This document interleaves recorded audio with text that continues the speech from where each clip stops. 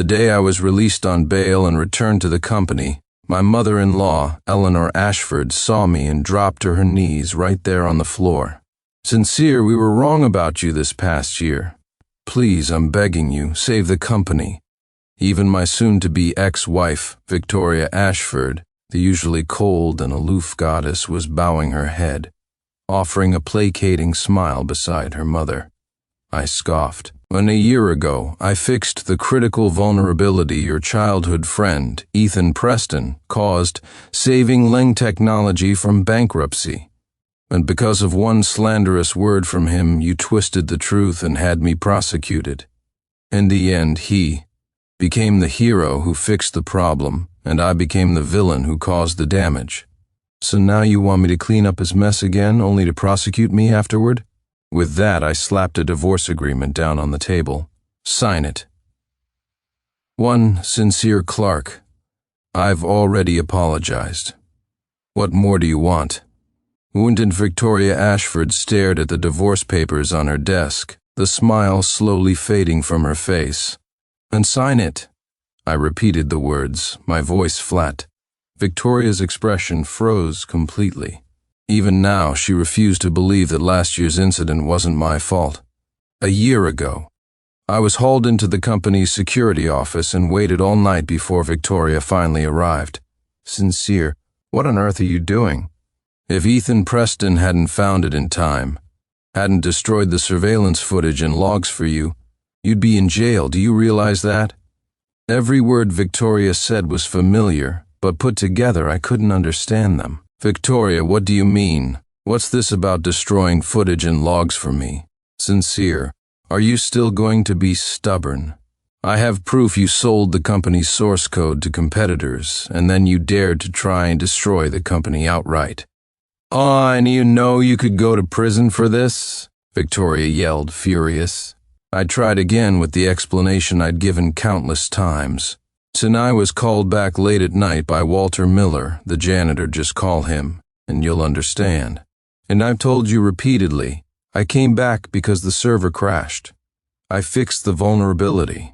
Before I got there, only one person was in the main control room, Ethan Preston, and Walter's been on leave for ages. Just like Ethan predicted, you're trying to blame someone unreachable to buy time. And you're trying to pin this on Ethan? If he hadn't destroyed the evidence for you, you'd be facing at least 15 years. And Sincere, you've disappointed me immensely. I don't even remember how I left the company that day. All I knew was that I stumbled through it in a daze.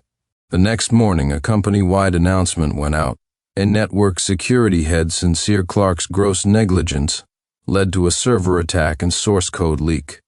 This caused the company's market value to plummet. All employee year-end bonuses were canceled, and performance pay was halved. Instantly, I became public enemy number 1. I called and messaged Victoria relentlessly, but got no reply. She finally came home late that night, reeking of alcohol, and I clearly saw a distinct kiss mark on her neck. "Victoria, I need to talk to you," I said directly when she returned. She shot me a cold glance, said nothing, went straight into the bedroom, and even locked the door. I sat numbly on the sofa all night. The next morning, I opened my phone to see the top trending news. Ashford heiress Victoria Ashford and returned genius network security. Expert Ethan Preston joined forces to reach new heights in information security. The accompanying photo showed them toasting guests in a banquet hall. Victoria, in a deep V-neck gown, was held tightly around her slim waist by Ethan. They were close, eyes locked, gazing affectionately. Seeing it felt like being struck by lightning. Just then, Victoria emerged from the bedroom, exquisitely made up and dressed impeccably, clearly heading out for an engagement. 2. What is this all about? Who knew that the moment the words left my mouth, Victoria's face would turn completely cold. "Sincere, what right do you have to question me? If you hadn't caused the company's stock to crash, would I have needed to resort to this?" Fortunately, Ethan had a solution, came up with his plan. Victoria's words made my chest tighten. "And told you I didn't sell out the company, and I didn't sabotage anything. and the day before yesterday was our wedding anniversary. I waited for you at the restaurant all night. Just check the surveillance footage." Hearing this, however, only enraged Victoria further. She strode forward and slapped me hard across the face. "Sincere, I don't know where you got some fake surveillance proof. But let me tell you, if they investigate and find the real evidence, you'll do at least 15 years in prison."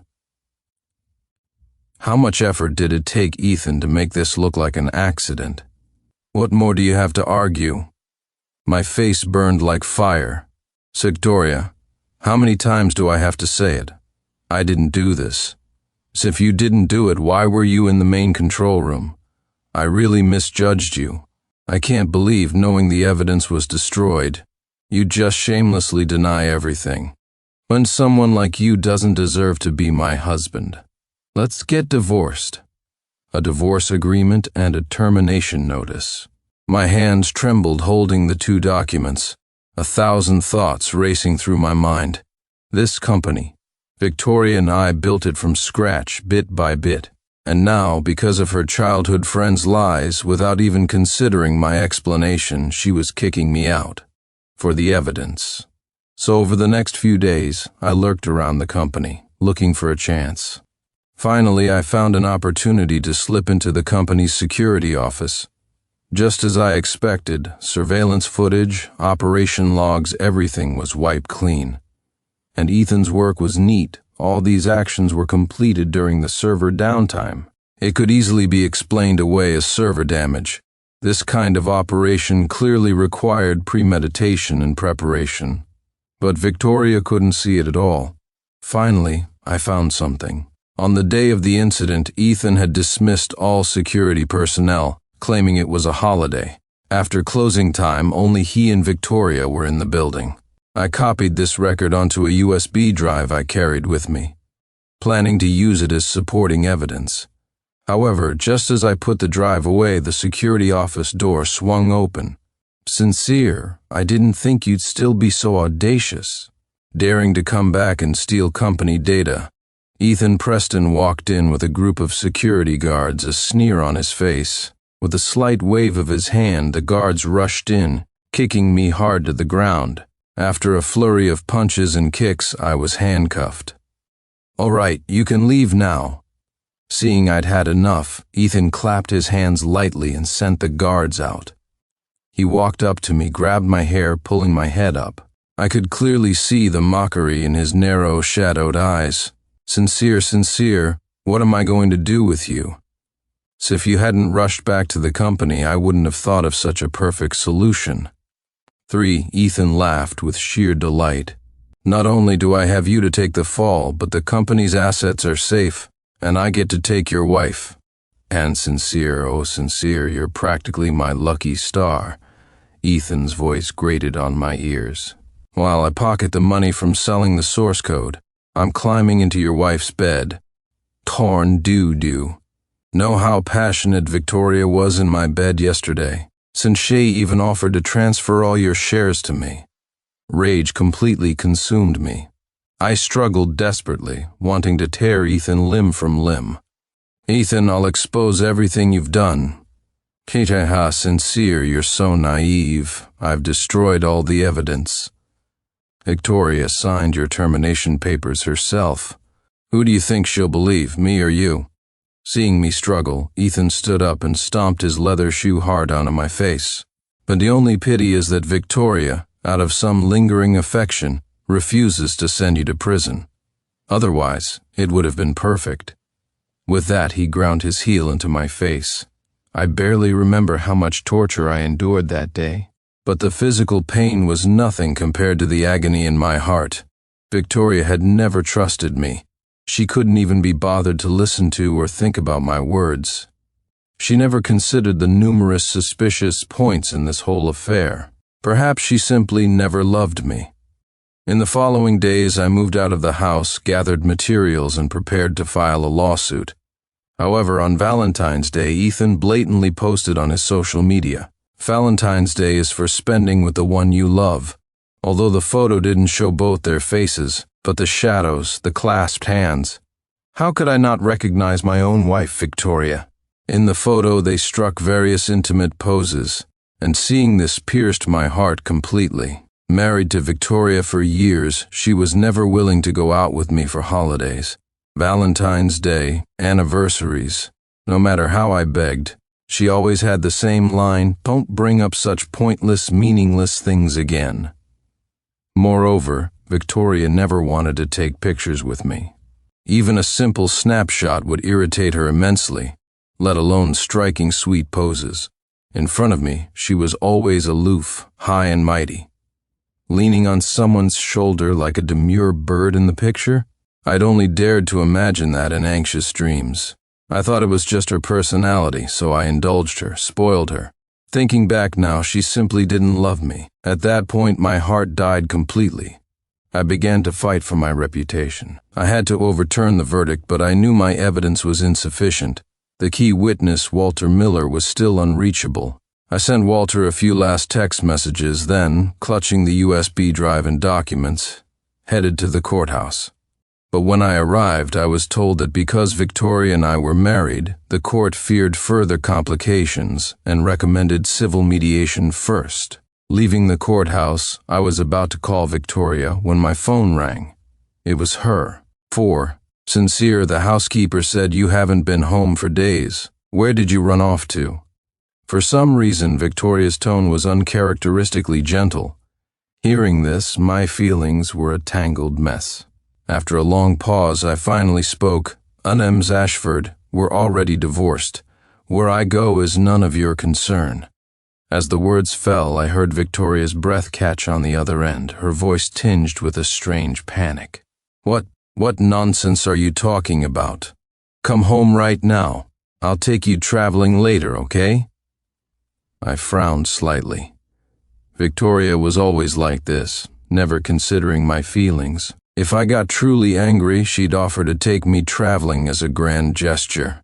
She knew I loved experiencing life in different places, but what she didn't know was that what I loved was exploring every corner of the world with her. She would never understand. And Ms. Ashford, please don't say things like that anymore. Please file the divorce papers with the court as soon as possible. I couldn't understand why, after everything that had happened, Victoria was still clinging on. Was I just a pet to her? Petted when she felt like it, kicked away when she didn't? Hearing my words, Victoria fell silent for a long moment, then slowly asked, "Are you really serious about the divorce?" "Serious? And sincere, what are you playing at? You were the one who made the mistake. Ethan and I worked so hard to bail you out. How can you sit there so calmly playing the victim? Fine, you want a divorce? Come to the company tomorrow and I'll agree." After hesitating all night, I went to the company the next morning anyway. What I didn't expect was a press conference in full swing. The moment I arrived, reporters swarmed me. "Mr. Clark, Leng Technology practically started with your code alone. You're a well-known expert in the industry. Why would you make such a basic mistake? Mr. Clark, there are rumors online that you secretly colluded with competitors, selling company source code. What's your response?" The reporters shoved their microphones and cameras in my face. I looked around and saw that almost all my colleagues were there, their eyes blazing with anger. Someone started shouting, "That's the bastard, he sold out the company. Cost us all our bonuses, got our salaries cut in half. And scum, you still have the nerve to show your face here." Listening to the rising tide of insults, bitterness welled up inside me. I was the one who helped them earn money, bit by bit, improving their benefits. I fought alongside them for years, all worthless compared to a few twisted words from Ethan Preston. But right now, all I wanted was to get divorced quickly. At that moment, Victoria finally emerged with Ethan Preston. She acted as if she hadn't seen me, walking straight to the stage with Ethan on her arm. Her demure, dependent manner drew the gaze of every man present. Reporters handed Victoria a microphone, but she passed it to Ethan. "And let me handle this today." Originally, the company, out of respect for old times, hoped Mr. Clark could retain some skills for future employment. Mr. Clark kept pushing, so we have no choice but to reveal the truth. And truth is, Mr. Clark abused his authority, sold the company's source code to a competitor, and after being discovered, sabotaged the company's servers to destroy evidence and cover his crime. If I hadn't arrived in time, the company would have faced complete bankruptcy. As Ethan finished speaking, the colleagues couldn't hold back anymore. Lock the bastard up. Scum, if it weren't for the law, we'd kill you today. My colleagues surged towards me. Just as they were about to engulf me, an old voice echoed through the hall via the speakers. That's not the truth. I have evidence here. And that elderly voice clearly belonged to Walter Miller. 5. Does that sound like Walter Miller's voice? Didn't they say his family had an emergency? He went to the U.S. for treatment? What's this about the truth he just mentioned? For a moment, the conference hall fell silent. Everyone started looking around. However, before anyone could spot the speaker, Ethan on stage suddenly yelled, "Such a who's disrupting the press conference? Security, get them quick!" Ethan sounded extremely anxious. People sensed something wasn't right from his expression and words, momentarily forgetting their attacks on me. However, just as everyone was searching, Walter Miller appeared, and his entrance was rather stunning, because he was wearing silver handcuffs, escorted into the hall by 2 police officers. The moment he saw the police, Ethan's face turned deathly pale. He took 2 unconscious steps back. "No need to look, Ethan. I've already turned myself in. I advise you to do the same." Walter's voice wasn't loud, but everyone's attention was fixed on him. The reporters, sensing a major story about to break, were practically buzzing with excitement. "Walter Miller, what nonsense are you spouting? Wrong place to play crazy."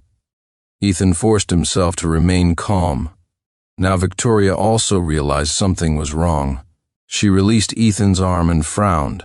"Walter, what do you mean by this? Even if someone should confess, shouldn't it be sincere?" Victoria pointed a slender finger towards me in the crowd. Walter looked at Victoria's expression, sighed deeply, and then bowed. Then, under everyone's gaze, he walked towards me. Victoria breathed a sigh of relief and took Ethan's arm again. "Walter's getting old. His eyes must be failing him. He recognized me but not you," she said soothingly, feeling Ethan's arm tense up. Ethan subtly wiped the cold sweat from his forehead. Yes. Everyone heard what Victoria just said, and combined with Walter's actions, quickly jumped to conclusions. "So, old man, are you Sincere's accomplice?"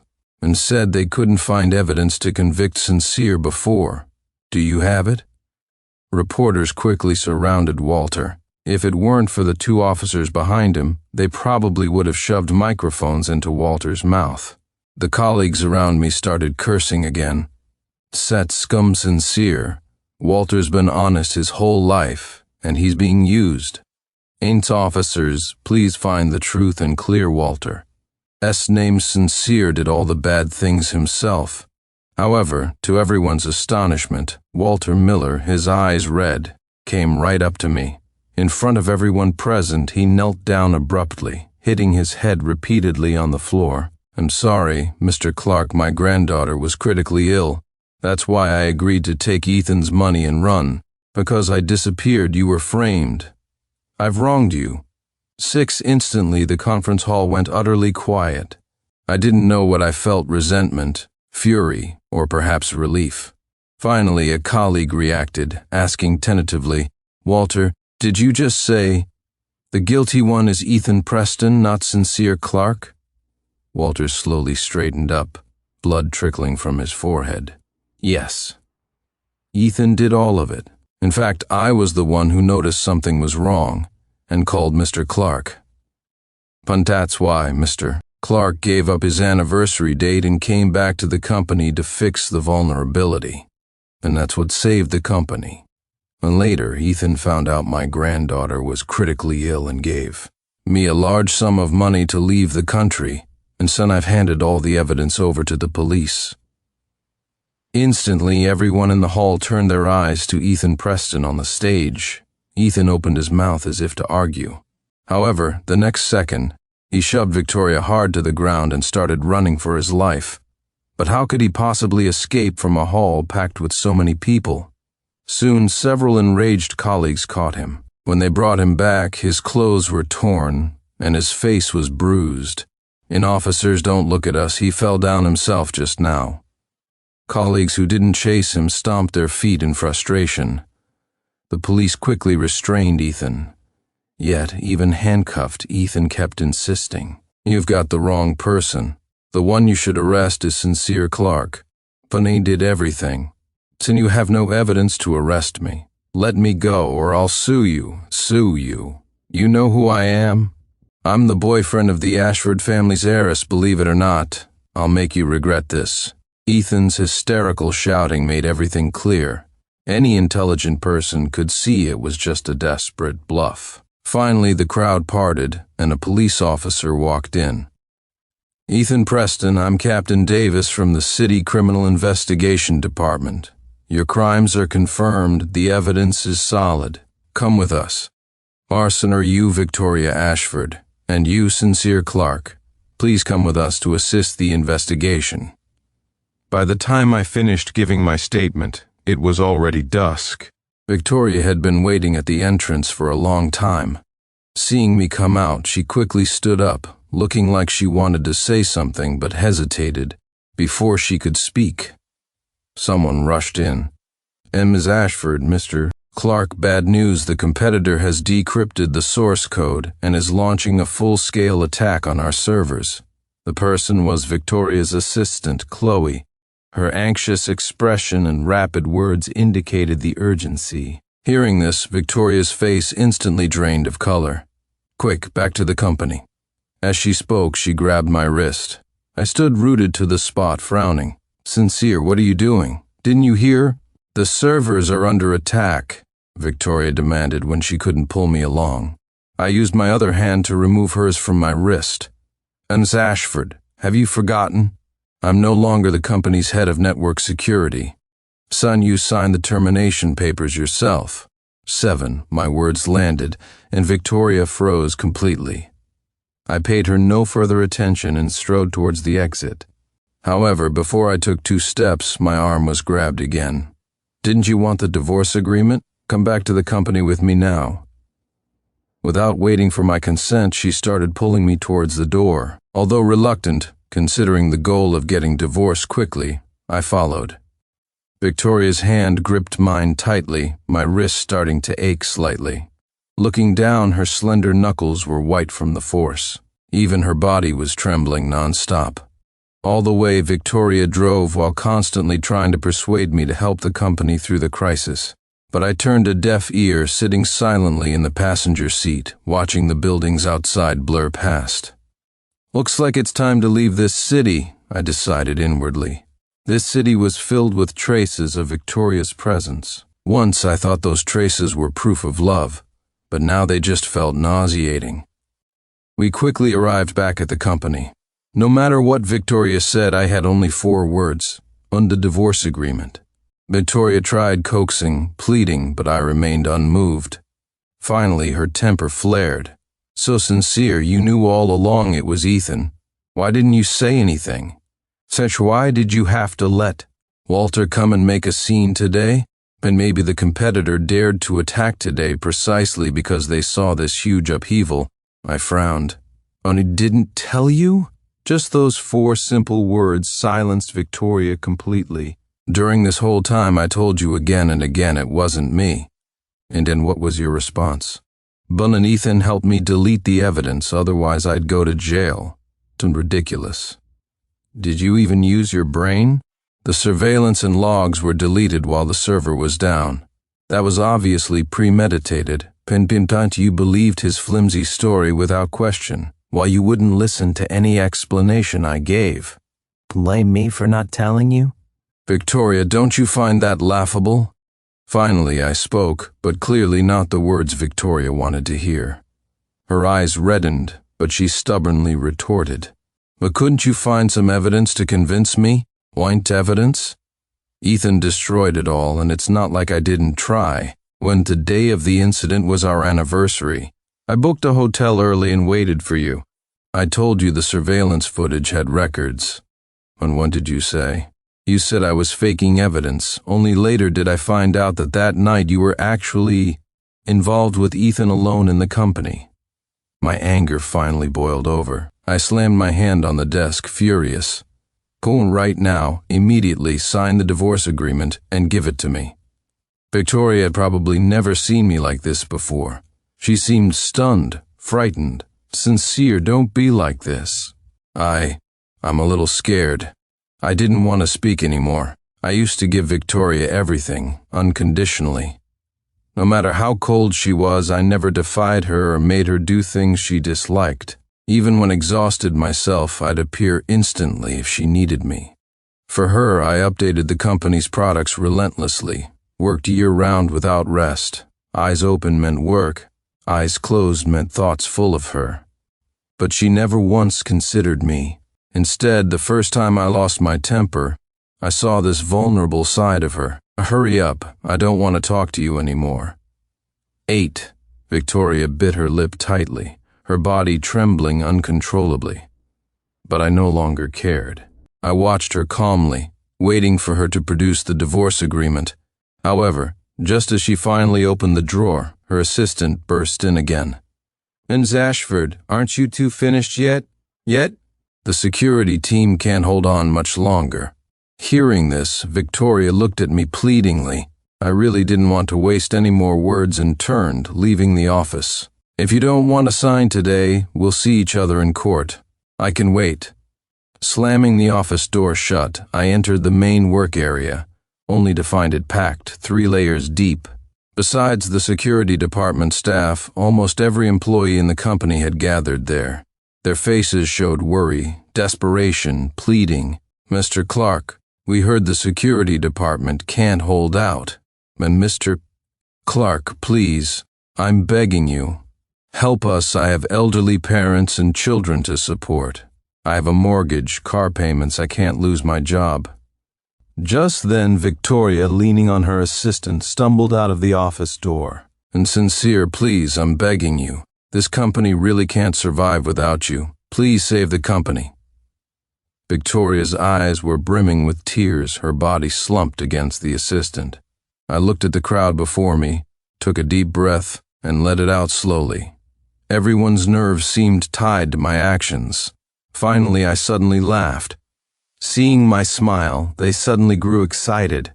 See, I knew Mr. Clark wouldn't abandon us, Senti said before. Mr. Clark couldn't possibly do something like that, but you wouldn't believe it. However, the next second, I spoke. Do you network security problems? Why are you asking me, the former head of network security? Once then go find your security expert, Ethan Preston. After all, the last time the company faced a crisis, it was Ethan, the security head, who suddenly developed extraordinary talent. Despite knowing nothing about network information security, he learned all the top techniques in just 10 minutes and fixed a major crisis that could have bankrupted the company, all while learning on the job. So I'd better stay out of it. After all, if I dare enter the main control room now, I might end up in jail, especially since the surveillance and recording equipment are all turned on today. I gave a bright smile and started pushing through the crowd to leave. At that moment, the network security team couldn't hold back either. My former apprentice, Leo, rushed out. Sincere, please help us, we really can't hold on. I looked at Leo.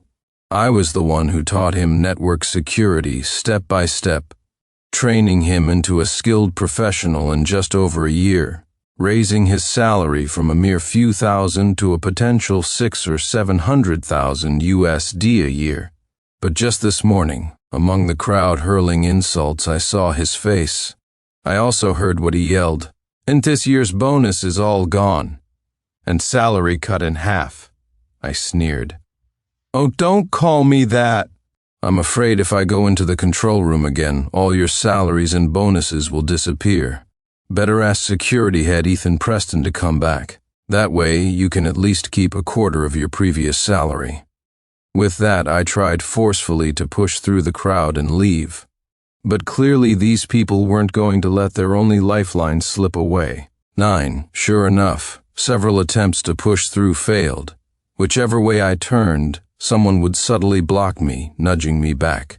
So, I simply sat down on the floor and gave up trying. Well, if you all want to watch, then watch. No one dared to speak again. If they completely enraged me, the company would truly be finished. Finally, Victoria couldn't stand it anymore. "Sincere, didn't you just want a divorce?" And she turned and rushed into the office, pulling out the divorce agreement. "Help the company through this crisis and I'll sign this agreement." Victoria's face was streaked with tears, seemingly feeling utterly humiliated. "Victoria, you feel humiliated, don't you? Fine, lift your head and look carefully at their expressions. See that? Is it shock? It's a shock that Miss Ashford was actually married to me, Sincere Clark. And married for 3 years. You never let me announce it. Your family looked down on me too. Every time I went home, your mother, Eleanor, would roll her eyes at me. Since I worked like a dog for your Ashford family for years, but never got a shred of respect. And now you feel wronged? Well, good for you. But I suggest you still go find your security head, Ethan Preston. After all, I can sense you found the taste of love with him," I continued sarcastically, feeling an unfamiliar sense of satisfaction. Finally, Victoria's tears broke free completely, uncontrollable. She signed the agreement haphazardly and pressed her fingerprint onto it. Then she threw the agreement in front of me. "Sincere, isn't this what you wanted? Now you have your wish. But this company is your brainchild too. Are you really going to stand by and watch it die? But besides, without this company, what are you, Sincere Clark, really worth?" I picked up the divorce agreement from the floor without saying anything more. But people in the crowd had already started to leave. A few with a conscience silently cleared a path for me. "Into Miss Ashford, what you just said was really hurtful. Those of us old-timers came here because of Mr. Clark. Hey, Mr. D. Clark gave up a national-level project invitation just to stay by your side and protect you." I stood up, looked at the faces of those I'd fought alongside for 3 years, and nodded. I walked straight towards the edge of the crowd. This time no one blocked me. "Thank you," I murmured as I passed them. Finally, I stopped at the edge. "So Victoria, I once loved you to my very core, loved you down to the dust. Whatever you wanted, I would agree to. I would compromise myself. But do you know, on our anniversary, I waited for you all night, unable to reach you. Sike came back to the company to save it from disaster, only to see a disheveled man sabotaging it. When I went to stop him, I clearly smelled a familiar scent. It was your favorite perfume. But I still suppressed my suspicions and focused on protecting the company. And then, just as I finished, you appeared, slapped me without a word, and had me locked up. From now on, you and I are strangers. We go our separate ways. I need to find Sincere Clark again. Find myself."